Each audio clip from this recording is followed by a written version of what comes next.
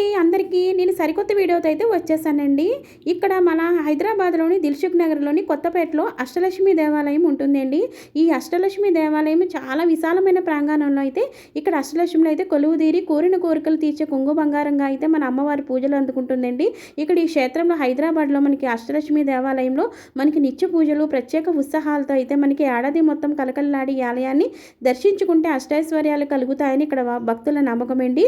ఇక్కడ చూసారు కదండి మనకి లోపలికి వెళ్ళడానికి మనకి బయట అయితే కెమెరాస్ అయితే అలౌ చేశారండి. లోపలికి అయితే మనకి అలౌ చేయలేదు. ఈ బయట ప్రాంగణంలోనే మనకి యాగశాల అలాగే నిత్య పూజలు అయితే ఇక్కడ జరుగుతూ ఉంటాయండి.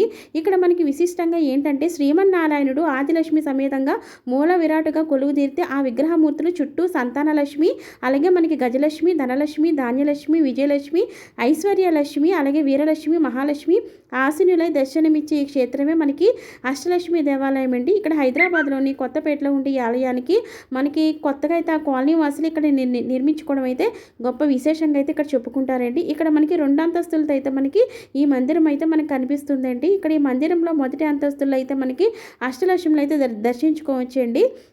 ఈ ప్రాంగణంలోనికి మనకి నిత్య ప్రవచన మండపం యాగశాల అలాగే చెక్కతీర్థం రథనశాల భోజనశాల ఇలాగ అనేక రకంగా అయితే ఇక్కడ నిర్మించారండి.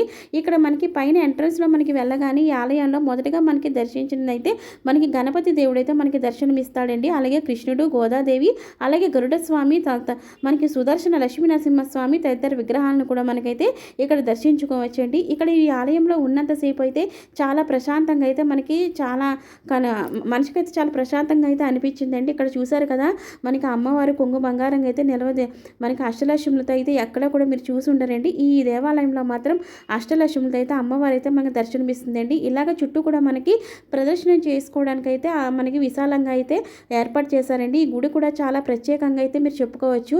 మనం చెప్పేదానికన్నా ఇక్కడ మీరు వచ్చి అమ్మవారి ఆశీస్సులు అయితే తీసుకోండి. ఇక్కడ చాలా విశేషంగా అయితే నిత్య పూజలు అయితే జరుగుతూ ఉంటాయి. భక్తులైతే అనేక విధాలకైతే భక్తులు ఇక్కడ నిత్యంగా అయితే వస్తూ ఉంటారండి. నిత్యం కూడా కలకలలాడిపోతుందండి.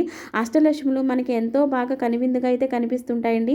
ప్రతి వీడియోని ఇలాగే సపోర్ట్ చేయాలని అయితే మనస్ఫూర్తిగా అనుకుంటున్నానండి. థ్యాంక్ యూ అండి. Bye bye.